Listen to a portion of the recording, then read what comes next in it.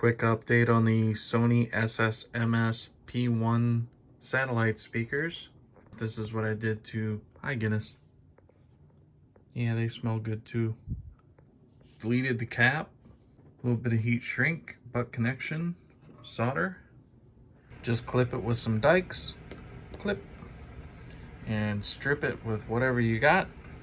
Cut yourself a little piece of wire to get it roughly the same size as the other one. Strip the new wire on both ends, so it looks about like that. Twist each end of the lead to where it looks nice and clean. Do the same with your terminal connections.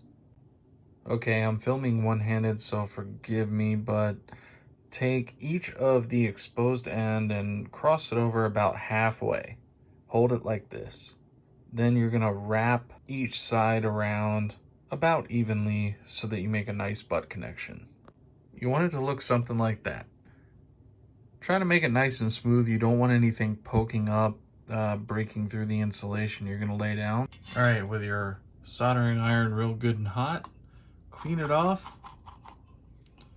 Get yourself a real good tin.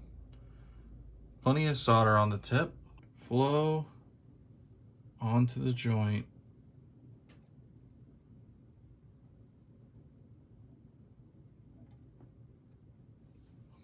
Throw a couple pieces of heat shrink around it.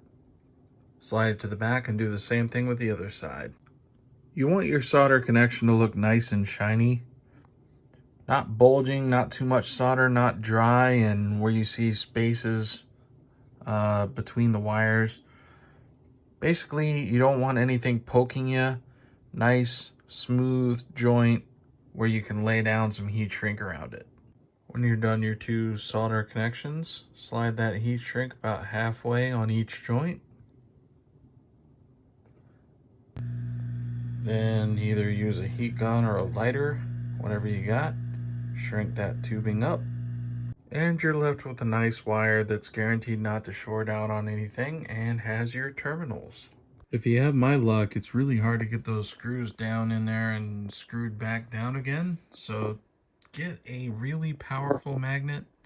This is out of a hard drive. You can get the back of a speaker, really anything. Just stick it on that screwdriver and rub it back and forth, and you'll magnetize it to where it will hold the screws for you. Just like that. Then you can put it back down in there carefully. Back it off a little bit till it bumps, and like butter. All right, so how do they sound? Did deleting the caps make any difference? Well, let's find out. I like big butts and I cannot lie. You other brothers can't deny. I couldn't help it.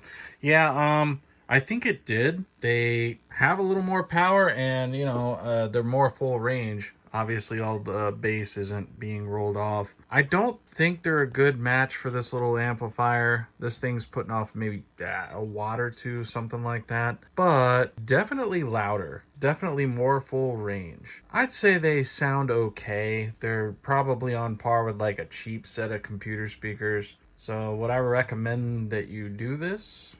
No, not really. Go find yourself some better speakers. But it's been an interesting experiment.